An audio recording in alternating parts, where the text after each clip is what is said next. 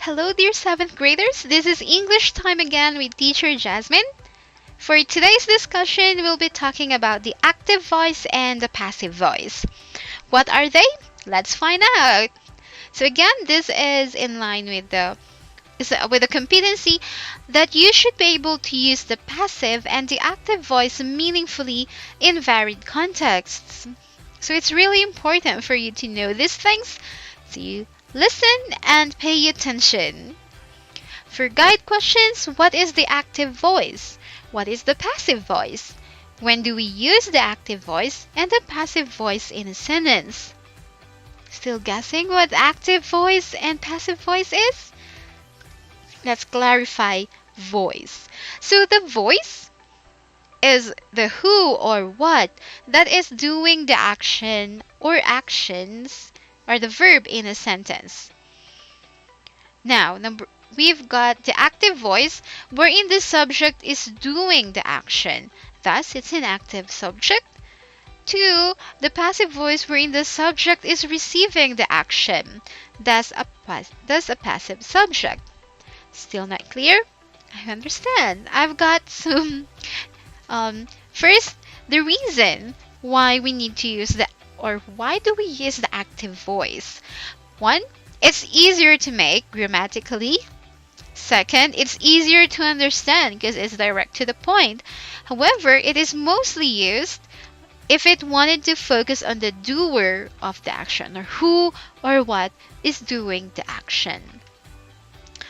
Now, we have here an example. The boy plays the piano. We have to ask, what is the action? It's plays. And who is playing? Who is doing the action? Who is playing? It's the boy. And we've got our verb, we've got our object. So we have here, since the boy, who is the doer of the action, is also the subject, this is in the active voice. So active voice is pretty much your regular sentence. For passive voice, the subject or the doer, the subject or the doer is receiving the action. It is presented this way. The piano is played by the boy. Same action, but this time the piano is the subject. Played is the verb, and the boy is now the object. So as we can see here, the boy who is doing the action is not the subject, rather is the object. Because we cannot change the pattern to say the boy is played by the piano. That's not even possible. So here, when we change sentences into the passive voice or active voice, we should consider the verb tense in the verbs. So we should make sure that we are using the same. So if the active voice sentence is in the present tense, when we change it into a passive voice, it should follow the same pattern. And I've got here an example. Anna eats the donut. So eats is present tense. When we transform that, the donuts are eaten by Anna. We don't use is because donuts are plural, so we use are. Another one, Anna ate the donuts. Again, past tense, so we use the donuts were eaten by Anna. Future, Anna will eat the donuts. The donuts will be eaten by Anna. So again, we remember our past participles. We still need them here. Now, why do we use the passive voice? It's so complicated. I can just say Anna ate the donuts. Why should I still say the donuts were eaten by Anna? So 1, you don't want to tell the doer of the action. Like, you don't want to get Anna in trouble. So you just say, oh, the donuts were eaten. So we're just focusing on the fact that the donuts were eaten, not on who ate it. Second use, you don't know the doer of the action. Like, you just went to your kitchen and you saw that the donuts are gone. So you say, oh, the donuts were eaten. I have no idea who. And the most important use is you want to highlight the receiver of the action. So you want to highlight that the donuts are gone rather than focusing on Anna. All right. So there are exemptions though. Hang on to your seats.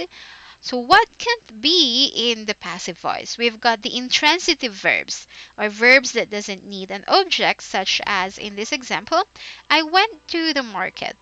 The market is not exactly our object, but it's a prepositional phrase telling where I've been to. Or the soldier arrived at the camp. The camp is not the receiver of the action, it's the location of the action. So we cannot say the camp was arrived at by the soldiers. It doesn't really it doesn't really work that way. And we also have here sentences that doesn't have an object, like the subject and verb plus adjective or adverb. Mario drives fast. Fast is an adjective, not an object, so we cannot transform this sentence. Maria sings beautifully. We also cannot transform this sentence because it doesn't have an object. Now we've got more examples. So the dog bit me. How do we transform this one?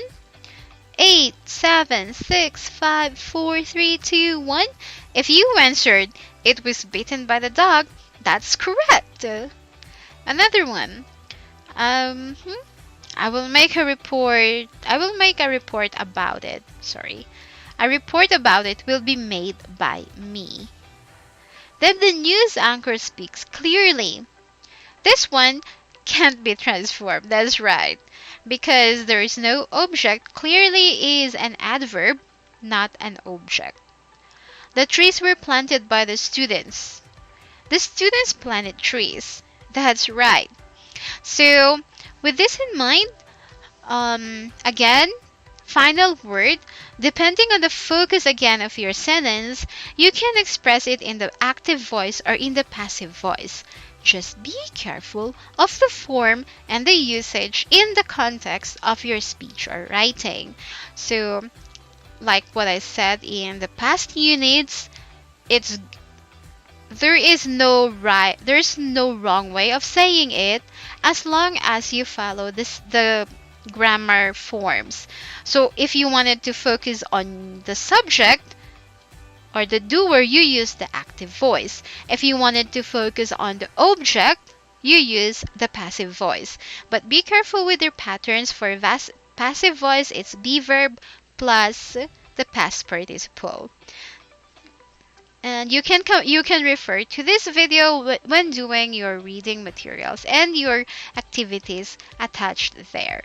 Thank you and have a good day. Bye.